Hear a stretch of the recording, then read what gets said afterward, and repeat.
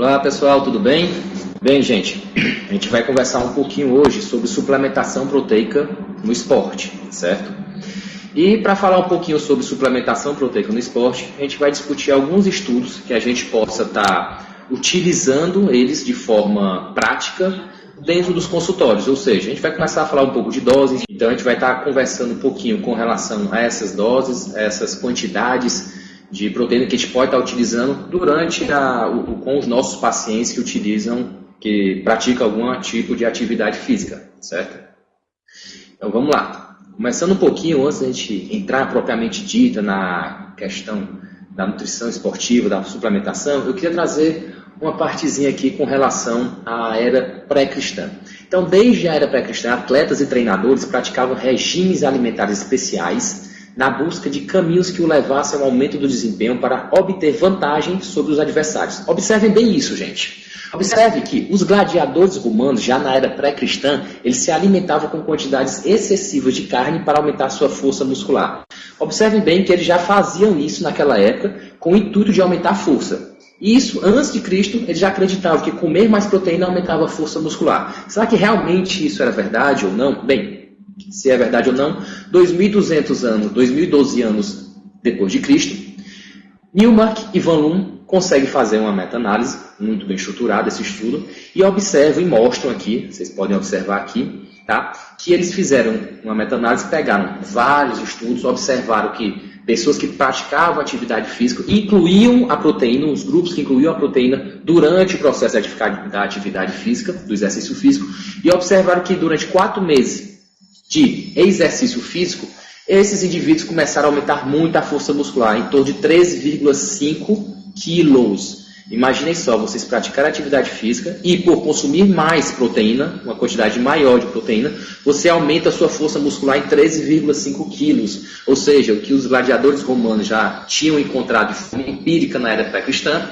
hoje em dia, 2012 anos depois de Cristo, a gente encontra isso de forma científica já. Ou seja, realmente as proteínas sim conseguem sim melhorar, aumentar a força muscular, claro que utilizando elas cronicamente e associando, óbvio, a atividade física. Não adianta só consumir a proteína, tem que estar associada à atividade física, óbvio, certo? Mas, continuando aqui, não só isso, também antes de Cristo, o atleta Cífalos, certo? Que havia ganhado já 2 Olimpíadas em corridas de longa distância, que naquela época se traduzia mais ou menos como fosse a nossa maratona. Na metade do século V a.C., ele foi o primeiro atleta, imaginem, a introduzir o alimento carne na prática esportiva. Então, como a gente está no meio olímpico já, nas Olimpíadas aqui, a gente vê um atleta olímpico também introduzindo um novo alimento no meio do esporte, que seria a carne, ou seja, proteína também, e vendo resultados positivos com ele. E a partir daí, outros atletas começam também a se utilizar de proteínas para melhorar sua performance na prática da sua atividade física. Ou seja, não é algo nada novo essa questão de utilização de proteínas para melhorar a performance. Isso já vem desde a era pré-cristã. E se é mitologia grega ou não, se é verdade ou não, Milo de Crotona, esse que vocês podem ver aqui, ele ganhou 5 Olimpíadas sucessivas. E ele acreditava que o alto consumo de carne é que lhe conferia as vitórias na arena.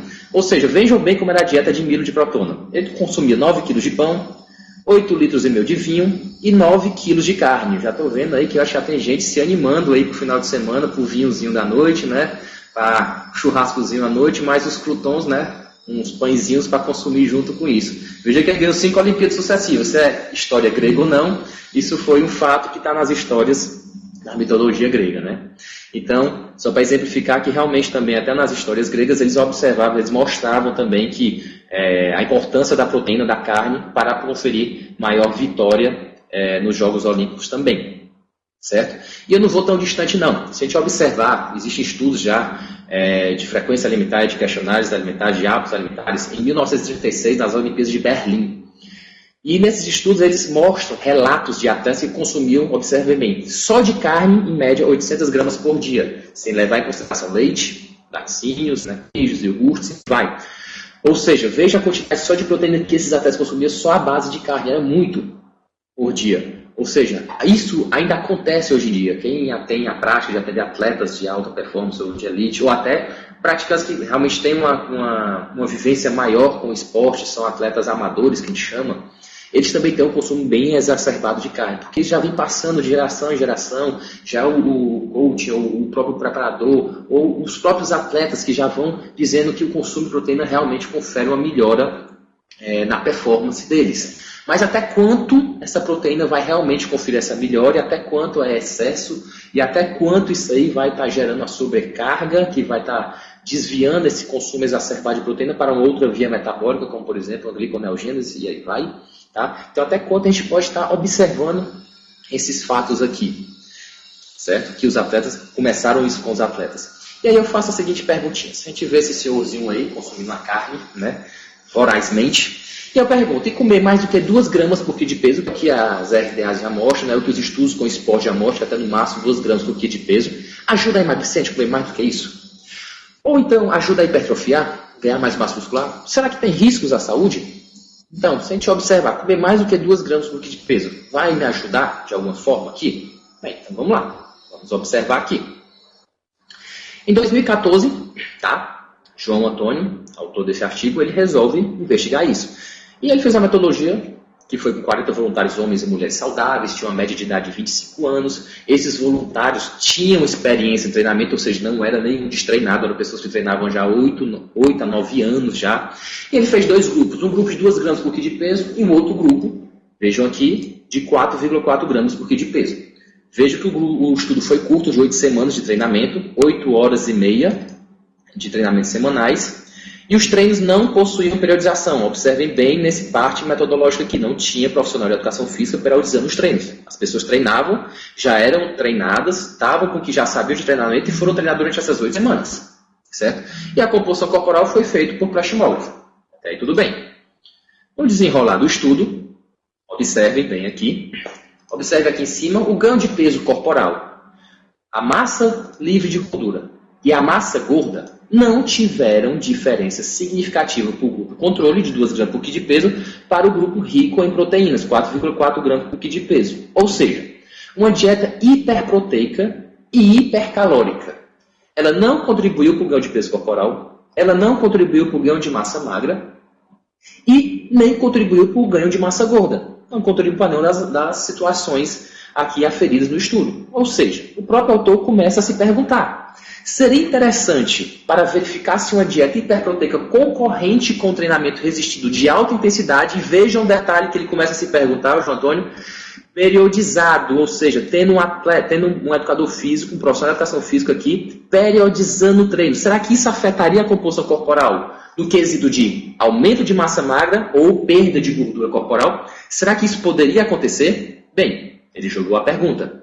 Um ano depois, 2015, ninguém respondeu, ele resolveu responder.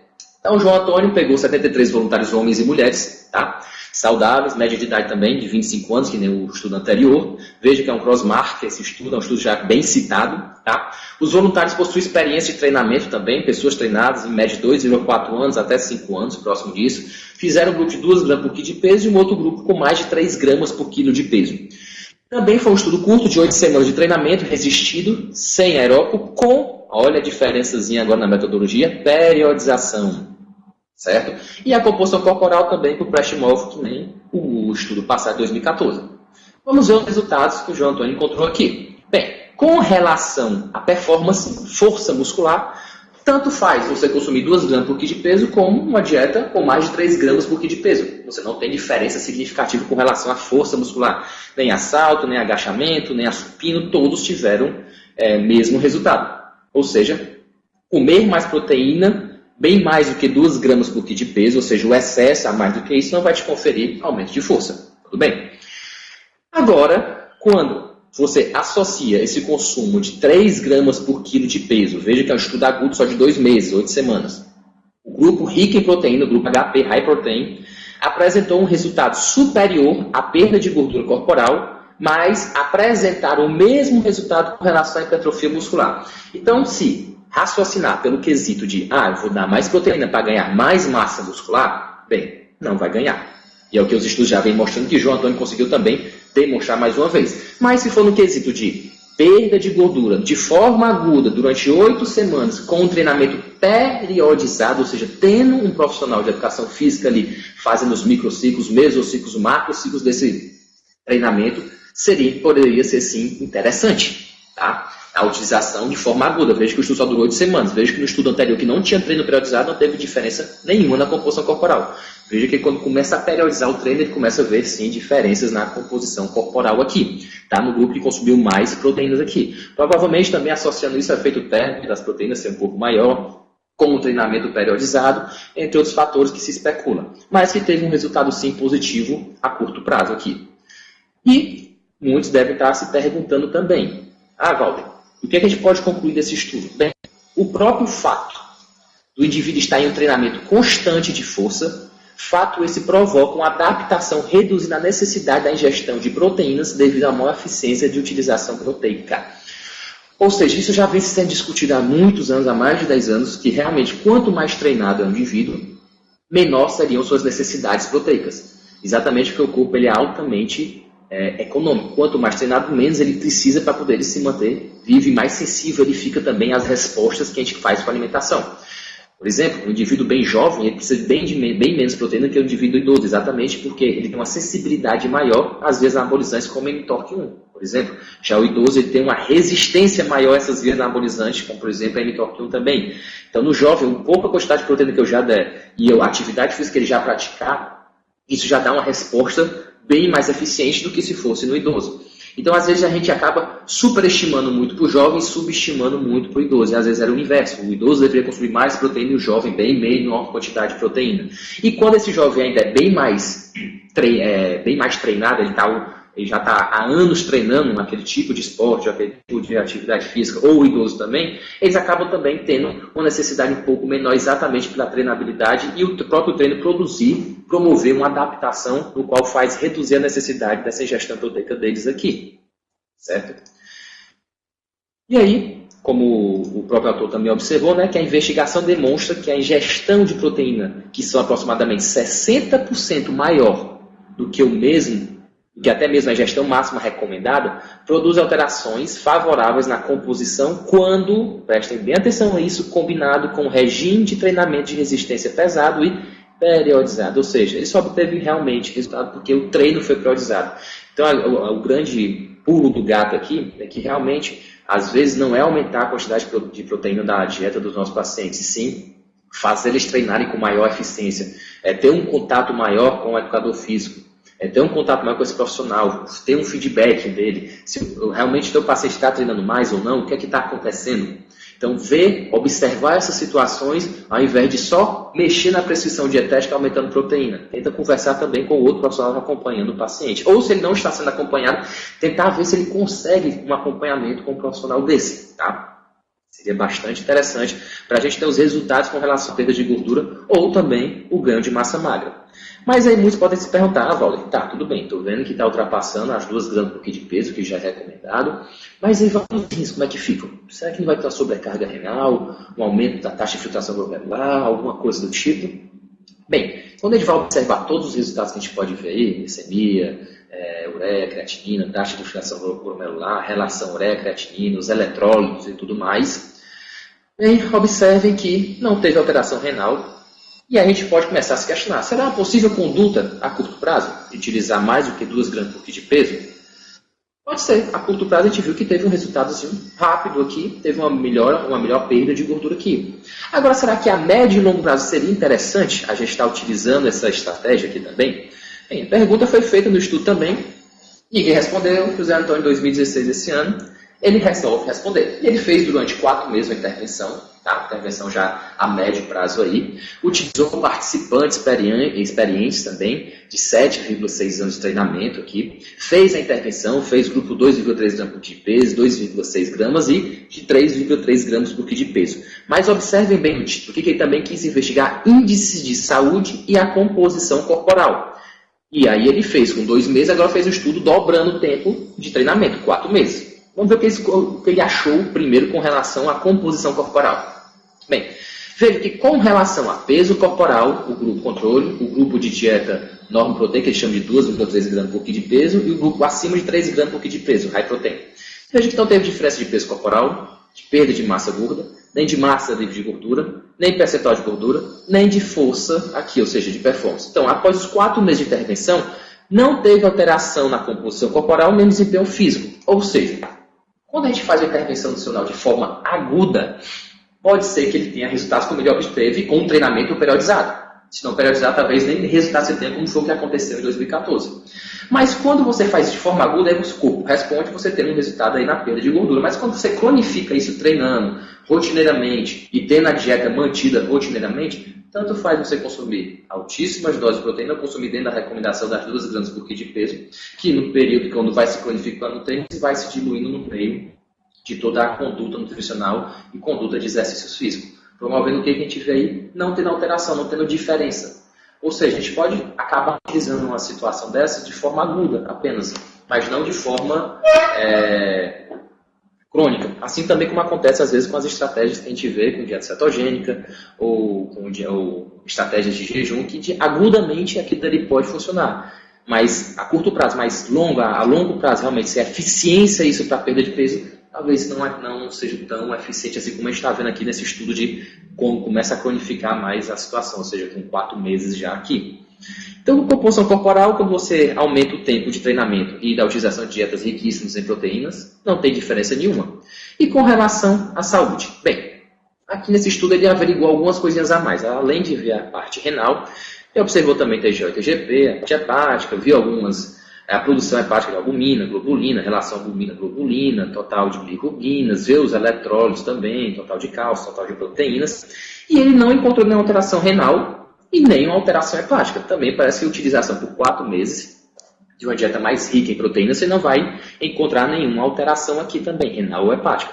Tanto que já existem meta-análises grandes mostrando que dietas hiperproteicas realmente não promovem nenhuma alteração a longo prazo renal, desde que a pessoa que esteja utilizando não seja um assintomático de alguma doença renal, já pré-existente. Mas se não tiver nenhuma doença pré-existente, não teria nenhuma alteração, e é como a gente está observando aqui nesse estudo. Tá? Mas aí eu vos passo uma pergunta.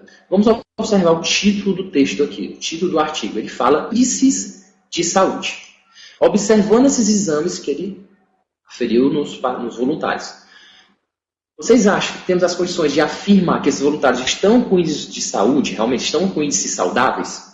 Ou que eles terão um prognóstico saudável? Será realmente, avaliando somente esses exames, a gente pode dizer que são índices saudáveis mesmo? Ou um prognóstico saudável? Deixa eu só aumentar mais a seta aqui para a gente poder ver aqui um pouquinho maior. Índices de saúde. Será realmente que só esses exames dão os índices de saúde da gente? Será que a gente começar a se questionar com relação a isso? Porque exatamente, a gente sabe, já está bem documentado já, se a gente for ver dietas hiperproteicas utilizadas por longos períodos e dietas hiperproteicas, se a gente utilizar nessa forma, que vai ser mais para a questão estética, de perda de gordura corporal, não vai estar tão ligado isso com performance, porque a gente viu que performance não melhora tanto.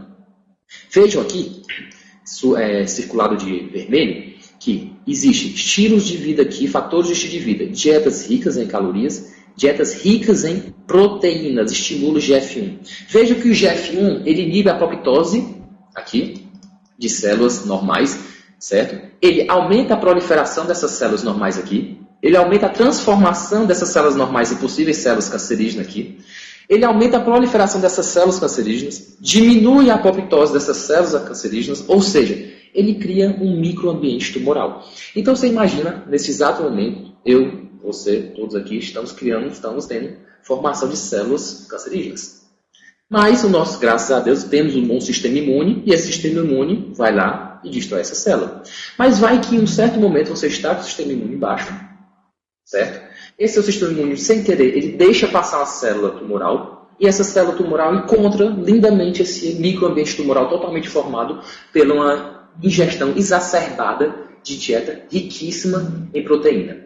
Ou seja, vocês começam a observar que vocês deixaram totalmente uma situação armada já para uma possível escapatória de uma célula tumoral, caso escape para o seu sistema imune, e ela observa aquela piscina de microambiente tumoral, e ela acaba se desenvolvendo bem mais rápido, se evoluindo para um tumor, e consequentemente podendo se aumentar a situação e se evoluir isso aí, uma metástase, exatamente porque a gente viveu cronicamente de uma dieta hiperproteica. Então, será que realmente é interessante a questão de viver numa dieta hiperproteica? Ou a gente pode usar isso de forma aguda, como a gente viu na questão 2015, que agudamente, com um treino periodizado, com a um profissional de educação física trabalhando aí junto conosco, a gente possa sim ter uma melhora com questão na estética do nosso paciente. Mas com relação à performance, a gente vê que não, ultrapassar as 2 gramas não teria nenhum benefício, mas poderia trazer alguns malefícios a longo prazo de uma possível estimulação a uma célula oncogênica aqui, certo?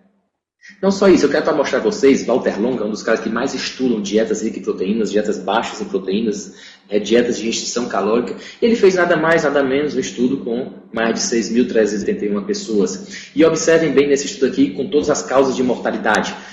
Vejam aqui que esse traçadozinho aqui preto, contínuo, é dieta rica em proteína, e esse todo traçadozinho aqui de cima, aqui que eu estou passando no mouse agora, é low protein, ou seja, uma dieta baixa proteína. Ele observou que antes dos 66 anos de idade, pessoas que consumiam muita proteína, elas aumentavam sua taxa de mortalidade em 74%. Depois de 66 anos de idade, essas pessoas começavam, quem consumiu muita proteína, diminuíam sua taxa de mortalidade em 28%. Ele não observou isso somente em todas as taxas de mortalidade. Veja que ele observou isso também em câncer. No câncer também, as pessoas que consumiam mais proteína depois dos 66 anos, elas se beneficiavam, diminuindo a taxa de mortalidade em 60%. E as que consumiam mais proteína antes dos 66 anos, ou seja, antes da casa dos 60 anos de idade aqui, elas não tinham o mesmo benefício. Elas acabavam morrendo mais por consumir muita proteína. E aí a gente pode começar a ver as questões de GF1, crescimento tumoral, estimulação de células, diminuição de apoptose, entre outros fatores aqui. E ele não observou isso só para o câncer, não. Veja que nas doenças cardiovasculares ali é bem tênue, mas também acontece a mesma coisa. Se repete com o que a gente viu em todas as mortalidades e no câncer. Só seria diferente se a gente analisar esse próximo aqui, diabetes. Pacientes diabéticos se beneficiam bem mais numa dieta pobre em proteína, ou seja, low protein, normo proteico aqui, low protein, do que numa dieta rica em proteína, em qualquer fase aqui, em qualquer idade. Ou seja, você dá mais proteína no paciente diabético, provavelmente você diminui a expectativa de vida dele, tá? Então, um estudo desse que a gente vê de várias idades aqui, um acompanhamento grande, com um N bastante significativo aqui, a gente pode ver que situações a gente deve ou não estar prescrevendo proteína. E a gente vê que quanto mais jovem a gente prescreve muita proteína, a gente acaba promovendo a morte por algumas outras causas aqui. Quanto mais velho, exatamente por aquilo que eu falei para vocês, às vezes a gente acaba aumentando a probabilidade de vida deles, exatamente por única situação. Os pacientes mais velhos, quando têm a resistência a mTORC1, ou seja, uma resistência aos estímulos anabólicos da proteína, uma ingestão proteica, ou da própria atividade física, isso pode gerar o quê? Essa resistência a ele. Se a gente não aumentar realmente essa ingestão proteica desse nosso paciente idoso, ele começa a entrar em sarcopenia, e isso incide exatamente aonde? Na aumento de taxa de todas as mortalidades, ou um paciente que tem câncer, que já vai entrando em carquexia, que isso já induz uma proteólise absurda na massa magra dele. E ele, por não consumir muita proteína, acaba incidindo ainda no aumento de grau de sarcopenia absurda, que já pela própria idade, já pela doença, assim como as doenças cardiovasculares também podem induzir isso. Ou seja, a questão de aumentar a proteína para o idoso é exatamente pela essa resistência que ele tem mais, principalmente a sinalização da mTORC1, que consequentemente isso vai atrapalhar no ganho de massa magra dele. Ou seja, o que eu quero estar alertando é que a gente tem que observar que quem precisa mais proteínas realmente são os idosos e não os jovens. Os jovens precisam de menos exatamente para eles serem extremamente sensíveis a essa resposta da sinalização anabólica, como por exemplo a mTORC1. Tanto que em 2004, Stuart Phillips, um grande pesquisador na atualidade de proteínas, tá? Ele já comentou que vários estudos têm demonstrado que o treinamento de força, de acordo com o estímulo anabólico para a síntese proteica que proporciona, realmente aumenta a eficiência do uso de proteína, o que reduz as exigências de proteína dietética. Em outras palavras, o consumo de proteína em quantidades muito acima da RDA deve ter pouco ou nenhum efeito na composição corporal. Ele falou isso em 2004. 12 anos depois, 10 anos depois, João Antônio faz um estudo em 2014, 11 anos depois, em 2015, ele faz outro, comprovando isso, em 2016, ou seja, 12 anos depois, ele comprova exatamente o que o Stuart Phillips tinha falado já em 2004. Ou seja, não adianta aumentar a quantidade proteica. O erro parece que está as pessoas não querendo treinar em maior intensidade ou não procurarem um profissional de educação física para exatamente atingir os objetivos de ganho de massa magra ou de perda de gordura, que é o que a gente pode estar observando aqui nos estudos. Então, o grande X da questão não é aumentar a ingestão proteica, e sim ver o treinamento como está indo. Mas aí, Walter, como é que eu tenho que realmente analisar quanto de proteína o meu paciente vai ter que consumir? Bem, a gente vai estar observando a ingestão de compostos azotados aqui, né, ou seja, nitrogenados. Depois a gente vai estar observando a excreção aqui de compostos azotados, nitrogenados. Isso aqui é com o Murilo, tá? Vocês vejam bem que foi em homenagem a você, Murilo, isso aqui, tá? Ok? E aí, no final, a gente vai estar observando aqui as necessidades de proteína por dia desse nosso paciente aqui. E a gente chega a um cálculo final aqui. Cálculo esse que já vem sendo demonstrado desde 1992, portanto, por Tanopolsky aqui, que ele faz um estudo bem interessante comparando pacientes, pessoas sedentárias com atletas de futebol americano, atletas de força. E aí ele começa a observar que a ingestão de 0,9 gramas por quilo de peso nos dois atletas aumenta a taxa de síntese proteica igualmente. Quando vai para 1,4 gramas, os sedentários não aumentam a taxa de síntese proteica, como vocês podem ver, mas os atletas de força aumentam. E veja que quando eu chego próximo 2,4, 2,5 gramas por quilo de peso, os atletas de força não aumentam mais tanto a síntese proteica, se mantém igual como fosse 1,4, e os sedentários continuam sem aumentar. Ou seja, com a atividade física começa a aumentar bastante as minhas taxas de síntese proteica aqui. Mas chega a um ponto que chega uma fase de platô. E observem que esse valor de 2,4, 2,5, isso a gente chama no seu esportivo de um número cabalístico. Vocês vão começar a observar vários estudos que apresentam esse número de 2,5 e que a partir daí começa ou se a reduzir a taxa de síntese proteica muscular ou aumentar a taxa de síntese de catabolismo. A gente vai começar a observar isso. Eu chamo isso aqui de número cabalístico da nutrição esportiva. Esse 2,5 aí, uma brincadeirinha minha. Veja aqui, 6 anos depois. Tá? Lemon, quem quiser também estudar muito sobre proteína, não só estudos de Phillips, não só Van, mas Lemon também iniciou muito essas pesquisas. Em 1998 ele tenta estratificar mais o que Toparnosky fez em 92. Ele vê pacientes sedentários, vê atletas de endurance e vê atletas de força. Vejam que o sedentário próximo de 1 grama por quilo de peso, 0,8 a 1 grama por quilo de peso, ele já estabiliza a taxa de síntese proteica, ou seja, dar mais do que isso, provavelmente está promovendo aqui a oxidação de proteína, ou seja, a oxidação de aminoácidos, gliconeogênese. Quando eu pego atletas de endurance, nessa época, até pouco tempo, se acreditava que até 1,4, 1,2 a 1,4 gramas, 1,5 no máximo aqui, por quilo de peso de proteína, seria necessário para os atletas de endurance. Depois disso, eles estariam oxidando, fazendo gliconeogênese. E atletas de força, vejo aqui em cima, eles chegam próximo de 1,8 gramas por quilo de peso a 2 gramas por quilo de peso, e acima disso, ou seja, chegando próximo de 2,5, vai começar a aumentar catabolismo, gliconeogênese, síntese de massa muscular sendo reduzida, e aí vai. Então, vejam que os pontos já foram delimitados desde 1998. Mas eu chamo a atenção exatamente para esse ano, no American College, eles começaram a observar os requerimentos proteicos de um atleta de endurance e utilizaram marcadores, técnicas de isótopos estáveis, tá? Que são técnicas mais recentes. Existem outras também mais recentes também, mas de isótopos estáveis aqui, a oxidação de aminoácidos aqui, que ele pode estar utilizando leucina, pode estar utilizando fenilalanina, entre outros isótopos, para estar averiguando isso.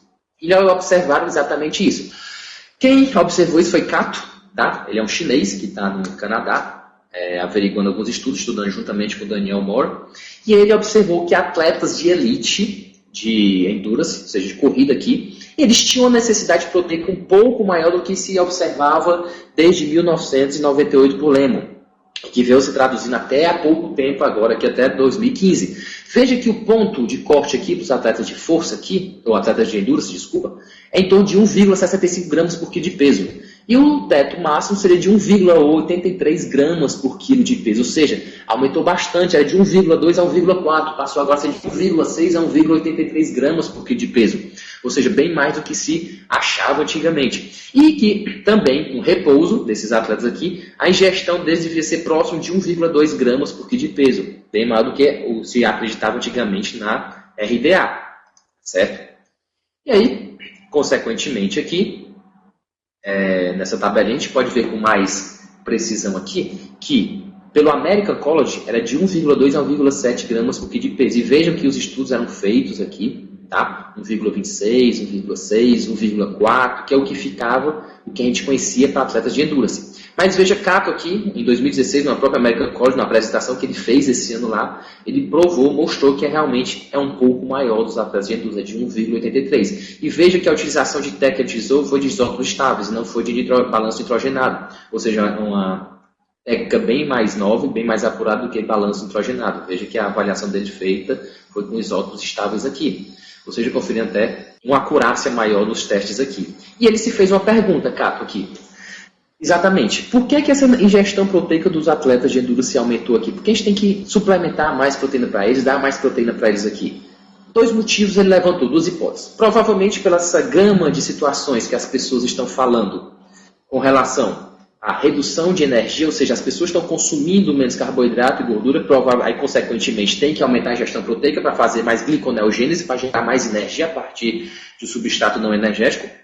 Tá? Ou o que eu acredito, e que ele também, na explanação dele desse ano, ele também acredita, os treinos estão cada vez ficando mais intensos. A fisiologia do exercício cada vez está se aprofundando mais. A fisiologia do exercício cada vez mais está ganhando mais resultados, está ganhando mais estudos, está ganhando mais cientificidade, que já tinha bastante, está ganhando mais ainda. E isso cada vez mais está aumentando a intensidade dos treinos do atleta de endurance e, consequentemente, aumentando as necessidades deles, que estão ficando cada vez mais desgastados aqui. Então, por esses fatores aqui, que as novas recomendações para atletas de endurance passam a ser de 1,6 a 1,8 gramas por quilo de peso. Certo? Só fazendo um adendo aqui. E aí, voltando para a questão de proteínas de alto consumo, vejo aqui esse estudo bem interessante, em 2005, que já começou. Uma dieta low protein, que é uma dieta abaixo de 2 gramas por quilo de peso, que eles chamam. Uma dieta moderada em proteínas, que é uma dieta de 2 gramas por quilo de peso. E uma dieta rica em proteína, que é aproximadamente 3,6 gramas por quilo de peso. Veja que aumentar a ingestão para 3,6 gramas por quilo de peso aqui, veja que isso reduziu a síntese proteica dos voluntários. Você comer muita proteína, você promove um feedback negativo com relação à síntese proteica. Isso em 2005, não só em 2005, mas veja que um pouquinho depois, em 2008, Roberto Carlos Burini, um grande pesquisador médico da Unifesp, ele tem um centro de metabolismo e nutrição, Semenutri, o professor Burini, ele é um grande pesquisador dessa área de proteínas e esporte. Ele já falava que, adicionalmente, a elevação da oferta proteica, veja o número cabalístico, gente, 2,5 gramas por quilo de peso, proporcionou maior síntese sobre o catabolismo, mas não diferenciou quanto ao ganho de massa muscular. Ou seja, dar quantidade de proteína bem mais do que o normal, bem mais acima do que já está recomendado, não confere maior força nem ganho de massa muscular, mas sim maior síntese sobre o catabolismo aqui. Certo? E aí a gente pode observar muito bem isso nessa viazinha bioquímica aqui dos aminoácidos cadeia ramificada, já que eles compõem pelo menos 33%, ou seja, 1/3 da nossa massa muscular. Veja que os aminoácidos cadeia ramificada aqui, quando eles chegam em alfa-cetoácido aqui, eles têm a desidrogenase cetoácido cadeia ramificada, aqui, formativa e inativa. Sendo que existem situações para ativar e inativar. Existem essas quinases aqui de desidrogenase de alfa-cetoácido cadeia ramificada aqui. Elas têm sua expressão aumentada, ou seja, são ativadas, promovendo a inativação dessas desidrogenases aqui, quando o indivíduo está numa dieta pobre em proteínas ou ele está utilizando hormônio tireoidiano, T3 e T4, está utilizando para algum objetivo, seja perda de gordura, seja um tratamento, seja o que ele queira estar utilizando. Então veja que a gente comer pouca proteína, isso não quer dizer que a gente vai entrar em catabolismo. Nosso corpo ele tem autorregulação. Veja as regulações enzimáticas que ele faz já.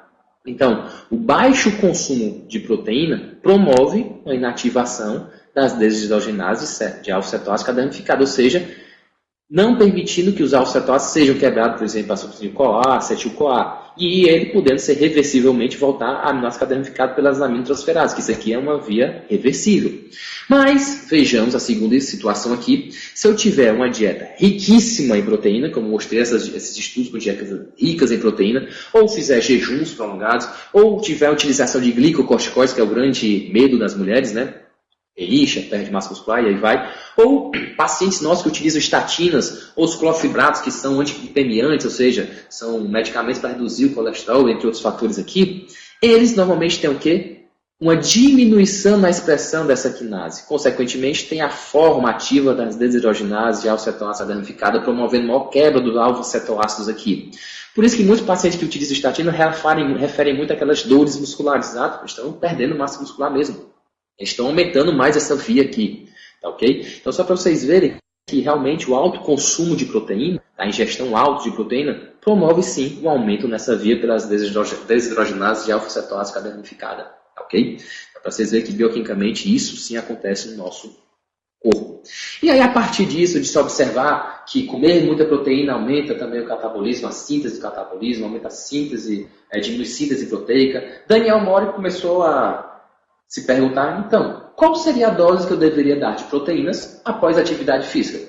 E aí, juntamente com Dana Polsky e Stuart Phillips, tá? Daniel Mori chega o primeiro estudo que dá aquele númerozinho mágico de 20 gramas de proteína após a atividade física. Veja que ele pegou um tipo de proteína que foi a albumina aqui, uma proteína de boa qualidade, tá? E ele administrou após a atividade física contra resistência aqui, musculação, por exemplo. Deu 20 gramas de proteína, que nessas 20 gramas tinha pelo menos 1,7 gramas de leucina. Observem bem esses valores. Que com 20 gramas de proteína e 1,7 gramas de leucina aqui, ele já conseguiu o quê? Estimular de forma máxima a síntese proteica. E aí ele foi aumentando a dose. Grupos com 30 gramas de proteína, 2,5 gramas de leucina. Grupos com 40 gramas de proteína, 3,4 gramas de leucina aqui.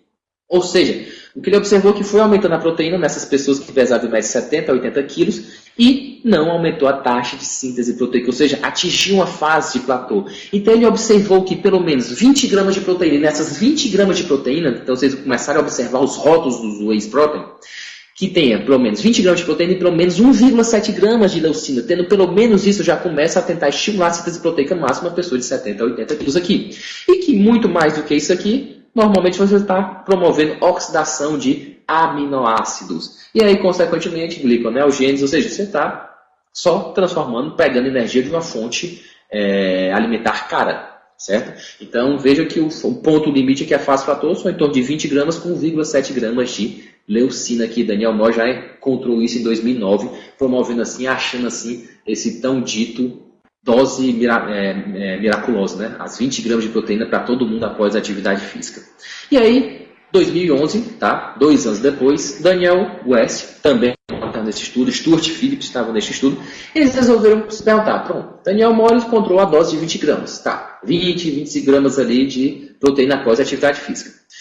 Bem, mas é melhor a gente dar um bolo de 25 gramas de whey ou dar pulsos de pouquinho em pouquinho para a gente manter os níveis de aminoácidos sanguíneos aqui. Bem, observe aqui esses dois gráficos aqui. Veja o primeiro aqui, que quando ele deu bolos, que é a bolinha preta aqui, ele aumentou rapidamente os aminoácidos essenciais. E quando ele deu também o bolos, a leucina também aumentou rapidamente. Mas quando ele deu o pulso, que foi de 12 em 2,5 gramas aqui de whey, vocês observem aqui, depois de praticamente 3 horas, em que ela foi ficar superior, o pulso, ao bolos. Assim também a leucina, observem bem aqui. Certo? Então, observando isso aqui, eles começaram a averiguar a taxa de síntese proteica muscular, a taxa fracional de síntese proteica muscular. E vejam que, logo quando você dá o bolos, ela sobe rapidamente essa taxa de síntese proteica aqui. Observem bem. E o pulso não começou a subir. Então você terminou a atividade física, deu um bolo de proteína e o outro grupo começou a dar o pulso, para ver quem promovia maiores taxas de síntese proteica. E veja que o bolos aumentou bem mais rapidamente. 3 horas depois, o bolos continuou aumentando a taxa de síntese proteica aqui, tá? Significativamente diferente do indivíduo sem estar alimentado aqui e diferentemente também do grupo em pulsos.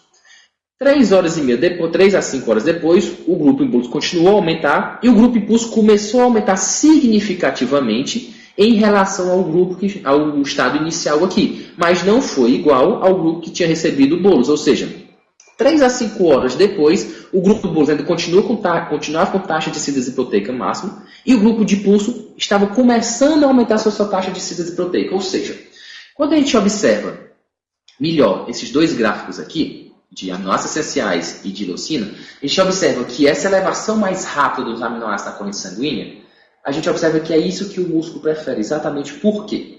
O nosso músculo ele já é uma sacola já rica de aminoácidos.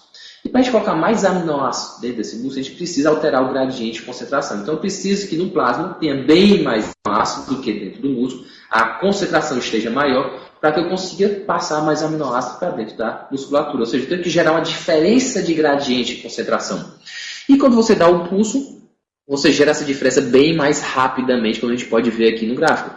E no bolos, quer dizer, você gera essa diferença bem mais rapidamente, como a gente pode ver no gráfico. E no pulso, você demora para aumentar essa concentração de aminoácidos para poder conseguir botar esses aminoácidos para dentro da musculatura e aumentar a taxa de síntese proteica dele aqui. Ou seja, com esse estudo 2011, o Daniel West aqui, ele já prova para a gente que é muito melhor um bolos do que um pulso. Mas aí ele faz uma pergunta. A pergunta que ele faz é uma questão que fica, uma questão interessante a se responder em relação às estratégias nutricionais no pós-exercício para maximizar o aumento muscular, é quando consumir o segundo bolo de proteína após o exercício de resistência para reestimular a taxa de síntese proteica muscular, pois essa mesma taxa torna-se insensível a um consumo muito próximo. Ou seja, aquelas pessoas que terminaram o treino, colocaram a dosagem de whey para dentro após o treino, e depois chegou em casa, uma hora depois está com outra dosagem achando que vai aumentar ainda mais sua taxa de síntese proteica. Estão enganados, não vai.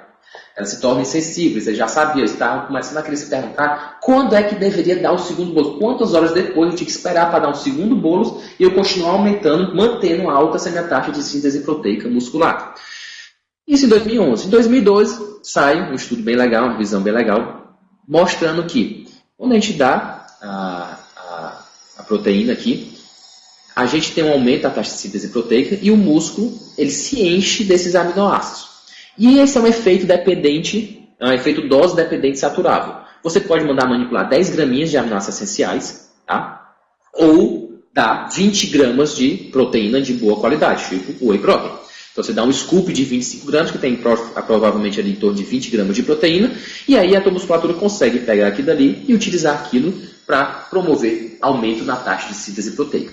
Mas aí ele não consegue captar mais do que 10 gramas de aminoácidos essenciais ou 20 gramas de proteína, exatamente pelo fenômeno do músculo cheio, que a gente chama, que é normalmente conceituado pelo conceito de Joy-Millar. Ou seja, o acréscimo de proteína ao músculo é limitado fisicamente pelo colágeno inelástico do tecido conjuntivo, do endomísio circundante de cada fibra. Ou seja, é como eu disse, seu músculo é um saco, sei que um saco bem resistente, só cabe a quantidade cheia de aminoácidos ali dentro. Não adianta você dar mais aminoácidos, que ele não vai captar aquilo. Aquilo vai ser transformado em gliconeogênese para outra coisa, outra via, outra rota metabólica que ele vai pegar. Mas não com o interesse de aumentar a taxa de síntese proteica. Mas veja quando ele está cheio aqui, ele continua a sintetizar aqui, continua aumentando a taxa de síntese proteica por algumas horas à frente.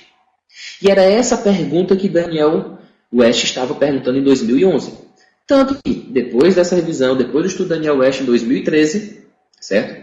Areta, Louise Burke, o próprio Daniel Moore, Daniel West, Stuart Field, todos nesse estudo tentaram resolver isso. Qual seria a segunda dose? Quando é que eu daria essa segunda dose para o meu paciente? Então, como é que eu montaria uma dieta em qual eu dou uma dose, uma quantidade alta de proteína de forma alimentar, ou na forma de whey, ou seja, que você queira, e quando eu daria a próxima refeição para manter essa mesma taxa de síntese proteica? Bem, eles pegaram pessoas com média de peso de 80 quilos, tá? E fizeram esse estudo.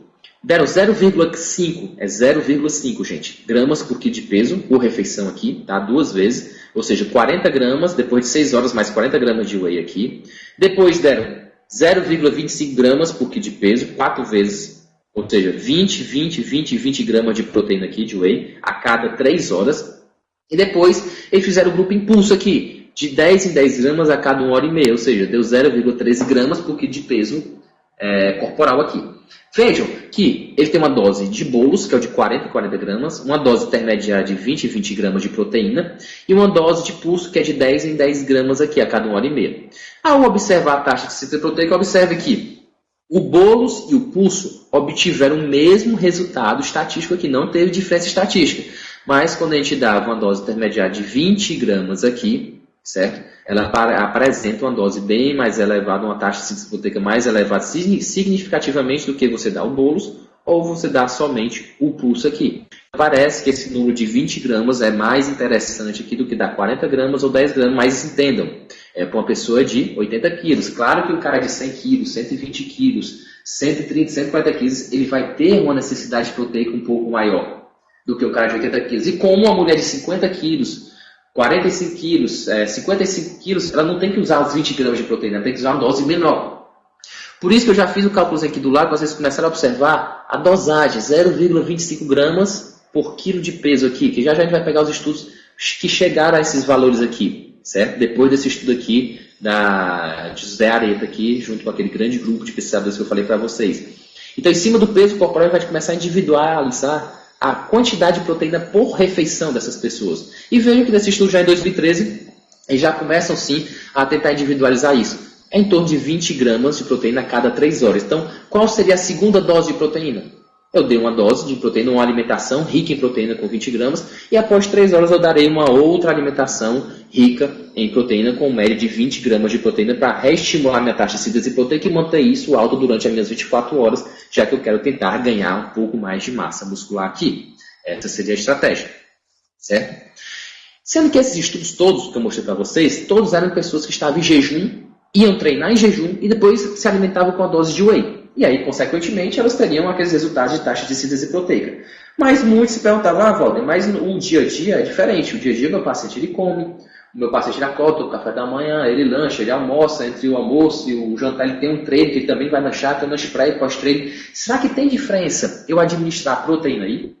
Eu dar um whey para esse meu paciente, já que ele está o dia todo consumindo carboidrato, proteína, lipídios, durante o dia todo, tem quantidade de proteína durante o dia todo. Será que tem essa diferença? Então, esse foi um dos primeiros estudos, já em 2014, um ano depois daquele estudo anterior, mostrar isso. Então, Tipton estava nesse estudo aqui, tá? Como Oliver Witter também, e eles começaram a averiguar isso. Eles deram um café da manhã, 3 horas antes do treino aqui. Esse café da manhã tinha 560 calorias, só para vocês terem uma ideia. Era 7 calorias por quilo de peso, ou seja, de carboidrato em torno de 70 gramas, de proteína 42 gramas e de lipídios 12,5 gramas. Traduzindo para um café da manhã de um bom cearense, tinha uma tapioca fina de 50 gramas, 2 ovos de caipiras, 4 colheres de sopa de frango desfiado, 80 gramas, uma banana e uma colher de sopa de farelo de aveia. Ou seja, esse seria o café da manhã 3 horas antes, tá, do treinamento deles. E eles foram, depois disso aqui, foram treinar. E depois do treinamento, a peculiaridade desse estudo é que eles começaram a observar não só a taxa de síntese proteica, mas eles fizeram um examezinho, produção de ureia aqui, tá, urinária, e produção de ureia plasmática. Veja que não foi significativo, mas já deu mais aumentado no grupo de 40 gramas. Quem tomou mais de 40 gramas de proteína após a atividade física, já teve um aumento de ureia não significativo aqui. Mas o de 20 e de 10 gramas teve um pequeno aumento aqui de ureia, não de frente para o de 10 gramas aqui, tá? De frente para quem não tomou nada. Mas o de 40 gramas já começou a aumentar a sua taxa de produção ureia urinária. E quando foi ver a ureia plasmática aqui, vejam, o grupo que utilizou 40 gramas de proteína produziu bem mais ureia plasmática que o grupo de 10 e de 20 gramas aqui. Ou seja, evidenciando que provavelmente a gente estava oxidando aminoácidos, promovendo gliconeogênese aqui. Tá? Ou seja, provavelmente o excesso estava virando alguma outra coisa que não estava sendo utilizado para a síntese proteica aqui, certo? Tanto que, ao avaliar a taxa de síntese proteica aqui na média desses homens de 80 quilos aqui, viu que só o fato dele se exercitar, no final de algumas horas depois, a taxa de síntese proteica aumentava. Com 10 graminhas só de proteína para um cara de 80 quilos, veja, não um cara de 40, 50 quilos, uma mulher, com 10 gramas de proteína não teve uma diferença em um cara ter só se exercitado. Mas quando ele deu 20 gramas de whey após a atividade física, aumentou significativamente ao grupo de 10 e quem só se exercitou, e não teve diferença para quem consumiu 40 gramas. Ou seja, quem consumiu essas 40 gramas aqui, quando a gente observa aqui no slide anterior, ele promoveu o quê? As outras 20 gramas a mais que consumiu, ele oxidou esses aminoácidos, ou seja, gliconeogênese aqui. Ou seja, o excesso aqui para essas pessoas não tiveram bons resultados aqui para ela com relação à taxa de síntese proteica. Teve o mesmo resultado agudamente aqui, a quem utilizou, o grupo utilizou 20 gramas de proteína após a atividade física, tá? E aí, vocês devem se perguntar, Walter, beleza, eu vou dar a proteína e tal, mas qual o melhor whey? Qual whey que é bom? Será que tem diferença entre os whey protein que eu vou estar utilizando nos pacientes após essa atividade física? Será que eu devo observar alguma coisa aqui? Bem, deve sim. Existe uma estratégia bem conhecida aqui, que a gente tem que começar a observar. Primeiro, a concentração proteica do produto. Tá? Se for um whey protein concentrado, ele pode variar, gente, de 29% a 89% esse whey protein. Tá? Então, tentar ver pelo menos se esse whey é padronizado, em torno de 70% a 80% de proteína. Tá certo? Ver a padronização. Existe já alguns wheys que tem padronização já no whey protein dele concentrado, como por exemplo o da Vitafor. Ele já tem padronização.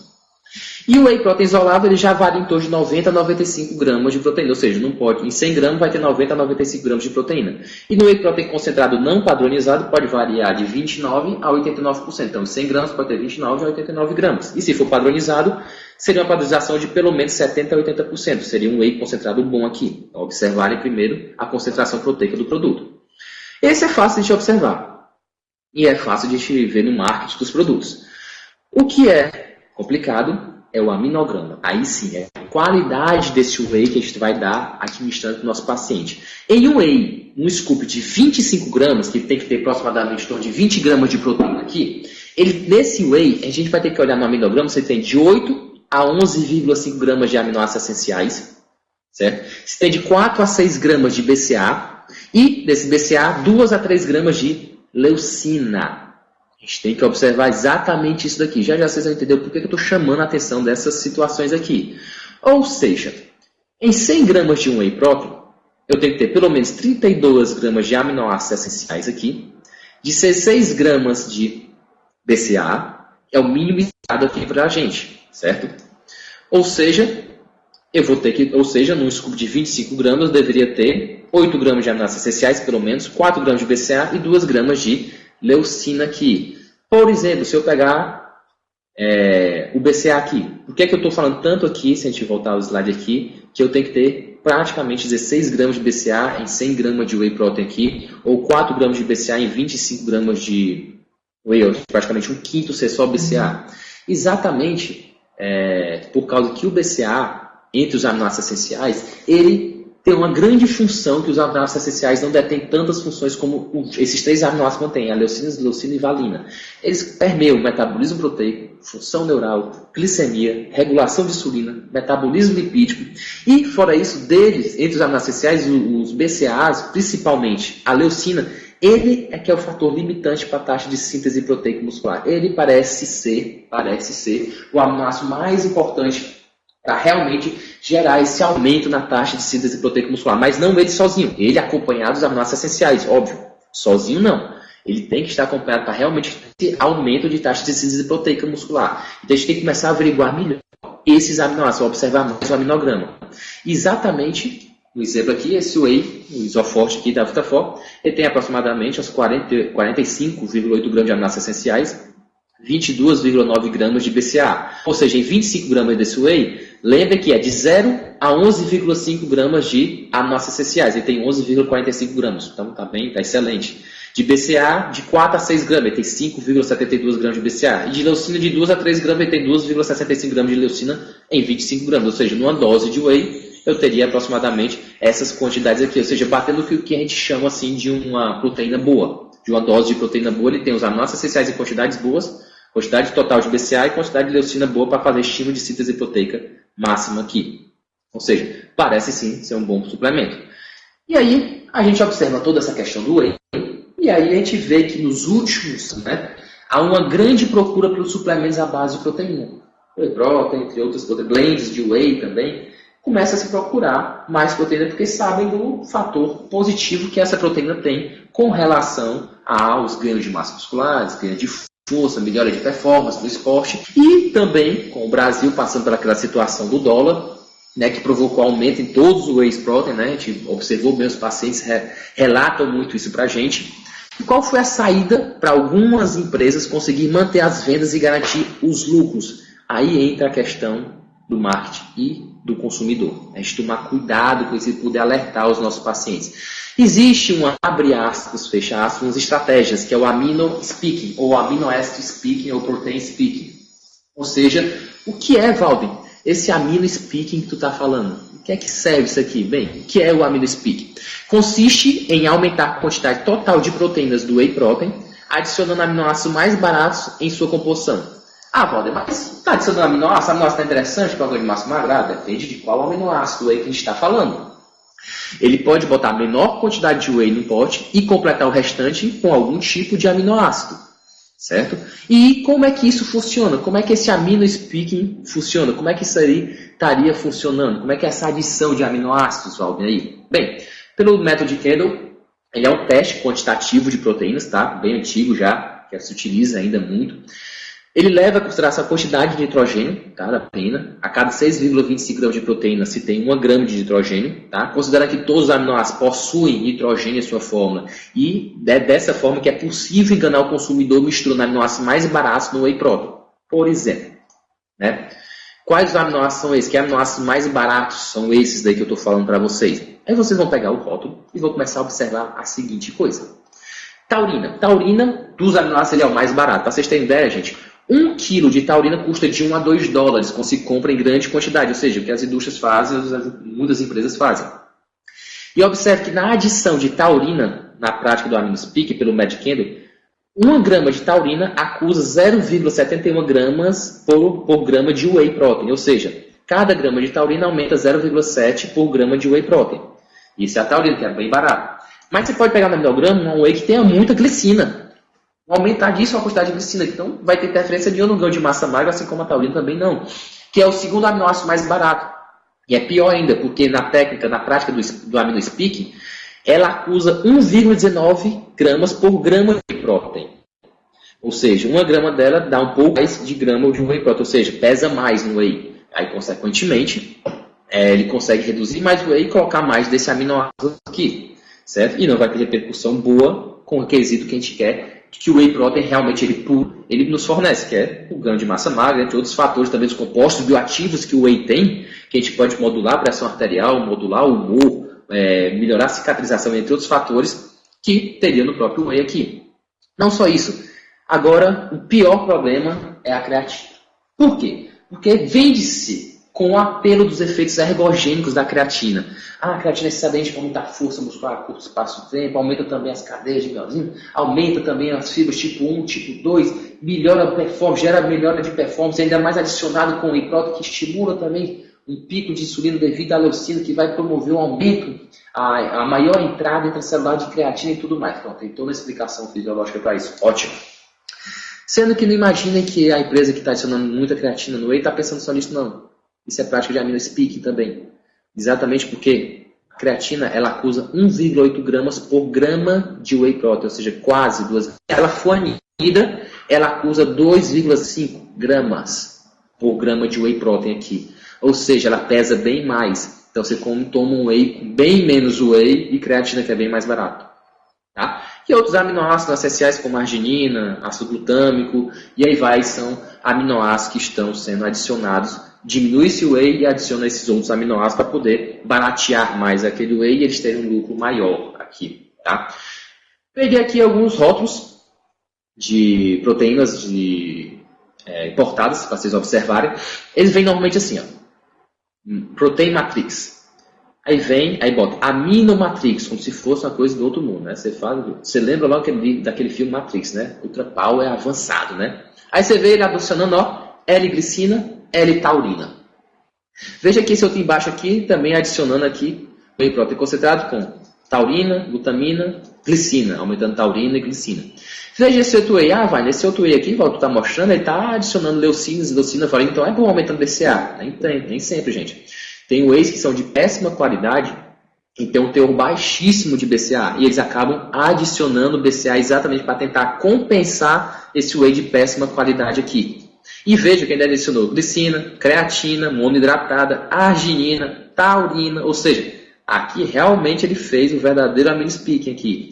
Como esse aqui também, adicionou glicina, taurina, glutamina. Então, pela legislação da Anvisa, isso não é proibido, tá? Não se proíbe isso. Tá? O que importa para eles é a quantidade de nitrogênio total, ou seja, de proteína total que vai ter. Então, fica assim mais para a gente estar alertando, para as pessoas estarem observando isso e nós, nutricionistas, estamos alertando os nossos pacientes com relação a isso. Tá? Então, o termo AminoComplex, AminoBlend ou Reinforced Protein Matrix, isso aqui nada mais, nada menos é que uma máscara de disfarce aqui das proteínas para lucrar mais para tal empresa. Quando a gente quer pegar alguma proteína e ver, ela tem que ter exatamente, gente, só o que a gente está procurando nela. Se é whey protein, é para ter realmente só whey protein. Por exemplo, esse aqui, a Vitafor, whey protein isolado, só tem whey. O whey protein, whey forte, que é o whey concentrado, ele tem. Tá aqui, só tem whey protein neles, não tem um aminoácido acrescentado. Então a gente tem que observar bem essa questão aqui da rotulagem aqui dos ingredientes aqui, certo? E aí, vocês sabem, na atualidade, o melhor whey que existe?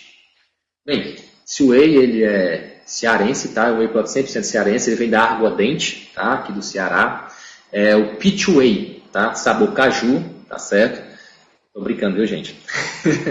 É só uma brincadeira aqui de cearense. Cearense tem essa veia meio cômica aqui. Então, o whey cearense é uma brincadeira, só uma montagem nossa aqui, só para fazer uma brincadeirinha aqui, tá? Mas lembrar que sempre olhar o rótulo dos whey, olhar esse aminograma, olhar, ver se não está com AminoSpeak, tá, gente? Que é a adição.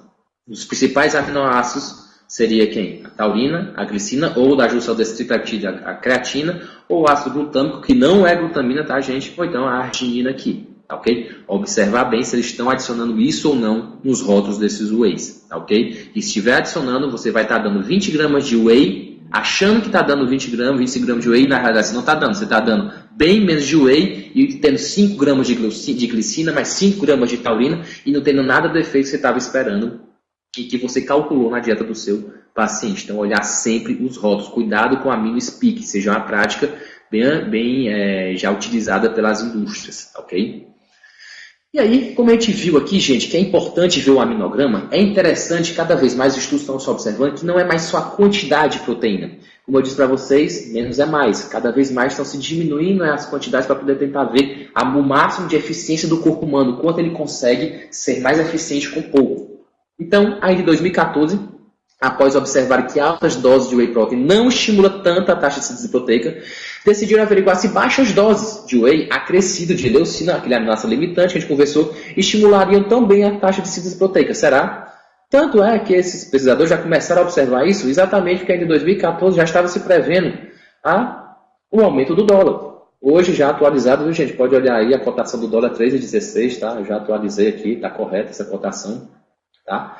E aí, ele já prevendo isso aqui, o dólar alto, vamos começar a estudar, se a gente der pouco whey aqui, está citando só leucina, a gente diminui no bolso do nosso paciente aqui, e a gente vai ver o resultado que isso vai dar, se dá um efeito semelhante a dar as 20, 25 gramas de whey protein que a gente dá. Então, como prescrever o whey eficientemente? Vamos lá.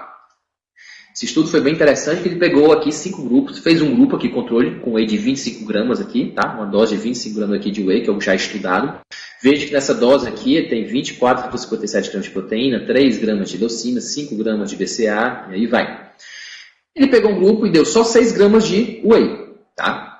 Aqui o grupo de 6 gramas de whey. Pegou o outro grupo de 6 gramas de whey e acrescentou baixa dose de leucina, ou seja, ficou com 3 gramas de leucina aqui e 6 gramas de whey. Grupo de 25 aqui. E pegou outro grupo com 6 gramas de whey e acrescentou BCA. E aqui a gente vai começar a ver que esse BCA não estimula essa síntese proteica todos, como muitos dizem, né? A gente vai ver aqui, ó, deu 5 gramas de leucina mais 7 gramas de BCA aqui. E pegou um grupo de 6 gramas de whey e deu alta dose de leucina, que deu 5 gramas só de leucina aqui. Então esse BCA que aparece aqui é só praticamente de leucina. E as 6 gramas de whey. Então 6 gramas de whey com 5 gramas de leucina, ou as 25 gramas de whey aqui, ou as 6 gramas de whey com 7 gramas de BCA, ou a 6 gramas de whey com 3 gramas de leucina, ou só 6 gramas de whey. E aí? Quando a gente foi observar aqui a situação, observe que no estado só alimentado, vejam, vem aqui, essa protagem aqui, de tracejadozinho aqui, é o de 20 gramas de whey. Veja que esse todo branquinho é o de 6 gramas de whey com 5 gramas de leucina. Veja que eles não tiveram diferença significativa aqui. Veja que tanto faz eu dar 25 gramas de whey como dar 6 gramas de whey com 5 gramas de leucina. E após a atividade física, a mesma coisa. Se eu der as 25 gramas de whey após a atividade física, ou as 6 gramas de whey com as 5 gramas de leucina, eu tenho o mesmo resultado com relação à taxa de síntese proteica. Agora observe aqui, 6 gramas de whey com BCA, para estar mais BCA. Veja que eu não aumentei a taxa de síntese proteica como se eu desse 25 gramas de whey ou eu desse a 6 gramas de whey com 5 gramas de leucina, nem após a atividade física. Val, mas por que não deu? Se a gente voltar aqui no slide, a gente vê que a quantidade de leucina era igual, mas de BCA não, eu tinha bem mais isoleucina e valina. Ou seja, os 3 aminoácidos passam dos transportadores ativos secundários dependentes de sódio e hidrogênio. Ou seja, eles têm mesmo estereoespecificidade e pelo mesmo transportador. Consequentemente, vai haver competição e saturação. Ganha quem tiver em maior quantidade, ou quem chegar primeiro lá. Ou seja, se eu tenho 3 tipos de aminoácidos competindo pelo mesmo transportador, não vai passar só a leucina facilmente. Nesse aqui passa só a leucina mais facilmente aqui. Então vai ter competição nessa questão, vai ter processos absortivos diferentes aqui. Que por isso, consequentemente, eu tive esse resultado diferente nesse grupo de 6 gramas de whey com as 5 gramas de leucina, diferente do grupo que tinha os outros 3 aminoácidos aqui de cadeia ramificada.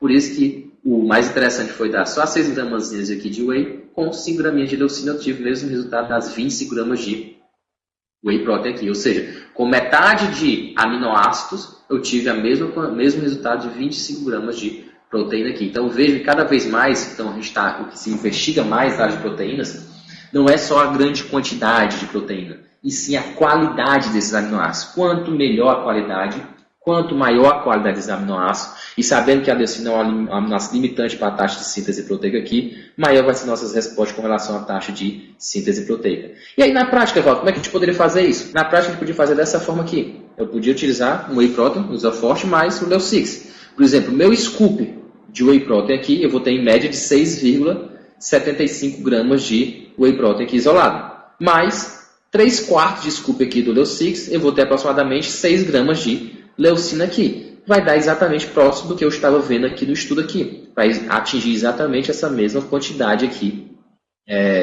de aminoácidos para ter o mesmo resultado de um scoop de 25 gramas de whey protein aqui. Então, forma na prática de como é que eu poderia estar prescrevendo isso e de alguma forma estar potencializando ainda mais. E a gente pode ver também, essa precisão é uma precisão também menos calórica, uma precisão bem mais barata também e que esses suplementos vão durar bem mais na mão do nosso paciente. Então a gente faz uma prescrição que é mais eficiente em termos de síntese proteica, porque eu vou estar utilizando menos aminoácidos, o custo vai ser menor para o nosso paciente também e os resultados são semelhantes aqui também. Tá? Então seria uma forma de a gente estar potencializando os resultados do nosso paciente por menos e não mexendo tanto no bolso desse nosso paciente. Bem, Valdo, ok. Eu vi que tem as doses, eu vi que é em torno de 20 e 25 gramas de proteína aqui, mas esses estudos são mais para caras de 70 a 80 quilos aqui. Se eu pegar um carro mais pesado ou menos pesado, como é que eu faço a distribuição durante o dia todo? Que eu vi aquele estudo que a cada 3 horas eu tenho que dar uma nova dose de proteína, mas será que eu não posso passar um pouco mais de tempo? Como é que eu monto uma dieta em cima disso aqui? Ok. Temos uma dose de proteína para se administrar após exercício físico? Temos. E de que forma eu posso individualizar isso, Walter? Vendo o peso corporal do paciente, ou vendo a massa muscular dele, eu prescrevo por quilo de peso corporal, Walter? Ou então eu prescrevo por quilo de peso de massa magra do meu paciente? Como é que eu faço isso daí? Bem, antes de prescrever por quilo de peso corporal ou de massa magra, a gente tem que pensar em cima das refeições dos nossos pacientes. Então a gente tem que começar a deixar essas refeições mais homogêneas no quesito de proteínas. Com aquele estudo de 2013 de Areta, que teve Daniel West, Daniel Moore, Stuart Phillips, que eles fizeram aquelas doses de 10, 20, 40 gramas de proteína, e observou que a de 20 gramas a cada 3 horas seria mais interessante, fizeram estudos também com alimentação. E observaram o quê? Observe bem aqui nesse gráfico baixo aqui. Se você dá 30 gramas de proteína no café da manhã, 30 gramas de proteína no almoço, 30 gramas de proteína no jantar, 90 gramas de proteína durante o dia. E aquela outra pessoa que acorda de manhã, apressada, aí tem que tomar um café da manhã extremamente rápido e pede, por favor, alguma coisa batido para mim bem rápido. Aí ele faz alguma vitamina só com leite, uma fruta aqui, algo do tipo aqui, e aí, consequentemente, só consumiu 11 gramas de proteína. Aí no almoço ele tem um pouquinho mais de tempo, aí já come alguma quantidade mais de proteína aqui, deu 16 gramas. E à noite, como um bom cearense fala, empurrou o pau a comer. Ou seja, comeu proteína até dar uma dor aqui. Também porque ele treinava à noite, ele achava que tinha que comer bem mais proteína aqui à noite porque ele treinava. Dando exatamente aqui 63 gramas. Se você juntar tudo, deu 90 gramas também aqui. Veja que esse grupo que manteve uma dieta mais homogênea em relação às proteínas aqui, veja que ele tem já a taxa de síntese proteica em 25% maior do que aquele grupo que não porcionou de forma homogênea durante o dia a sua ingestão proteica, ou seja, foi totalmente heterogênea, totalmente diferente em todos os horários aqui. Então, o primeiro ponto é homogeneizar. Em todas as refeições que a gente vai estar fazendo, a gente consiga sim fazer em cada refeição aqui doses semelhantes aqui, certo? De proteína, tanto café da manhã como almoço e jantar, por exemplo aqui, que a gente consegue potencializar ainda mais a nossa taxa de síntese proteica muscular em relação ao grupo que consome proteínas de forma irregular durante o dia todo aqui. Então, o primeiro ponto a se observar seria esse. O segundo ponto, para quem quer ganhar massa muscular, é o sono, que vão ser 6, 8, 9, 10 horas de sono aí, dependendo de quantas horas você tem de sono, na média de 6, 8 horas aí. Esse estudo de Van Loon também mostra que isso, uma média de 40 gramas de proteína para um homem de 70 a 80 quilos aqui, média de 80 quilos nesse estudo, ou seja, 0,5 a 0,6 gramas de proteína por quilo de peso por refeição aqui.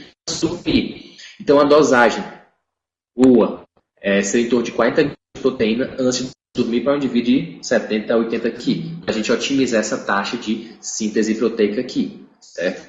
E aí, se a gente quiser individualizar essas doses por peso corporal ou por massa magra aqui, a gente pode fazer isso. Daniel Moore também fez isso já em 2014. Tá? Então ele começou a ver que para idosos, uma dosagem de 0,4 gramas por quilo de peso corporal por refeição seria uma dosagem de proteína que ele poderia estar conseguindo atingir a sua taxa de síntese proteica muscular máxima aqui. Se eu fosse levar em consideração a massa muscular do idoso, a massa magra aqui, eu teria que prescrever em cima de 0,61 gramas por quilo de peso de massa magra aqui, do meu idoso aqui. Com o jovem, a mesma coisa. Se eu for pegar o peso corporal do meu jovem, 0,24 gramas por quilo de peso corporal. Se eu for pegar a massa magra aqui, 0,25 gramas por massa magra aqui. No jovem aqui, não tem tanta diferença do jovem no peso corporal aqui ou massa magra aqui. Realmente não tem. Isso no jovem magro, mas se você pegar um jovem que está no estado de obesidade, aí consequentemente vai fazer uma diferença grande você prescrever em cima da massa magra do que em cima do peso corporal que tem muita gordura ali. Ou seja, um tecido que não vai estar se beneficiando tanto com essa gestão mais aumentada de proteínas aqui. Tá? Mas se tem as duas formas que se pode estar utilizando, tanto em cima do peso corporal por refeição, como em cima da massa magra por refeição aqui. Certo? E novos estudos estão saindo, gente. Isso aqui foi 2014. 2016 agora, ainda não foi publicado, mas Daniel Moore já vai estar publicando. Ele começou a aumentar mais essas dosagens aqui. Tá? Para jovens aqui, próximo de 0,3 gramas acima do peso corporal total do indivíduo. Vai ter mais em torno de 0,24. Isso aqui está aumentando para 0,3 gramas quando se pratica esporte de endurance ou de força aqui. Então, parece ter um pouquinho maior essa dosagem aqui. Ele já está atualizando essa dosagem com novos estudos aqui. Ok? Mas o que a gente tem publicado hoje em dia é em torno de 0,24, 0,25 gramas por quilo de peso corporal ou de massa magra aqui, ok? Mas já vai ser publicado no final desse ano, ou ano que vem já, aumentando um pouco essa interface aqui, ok?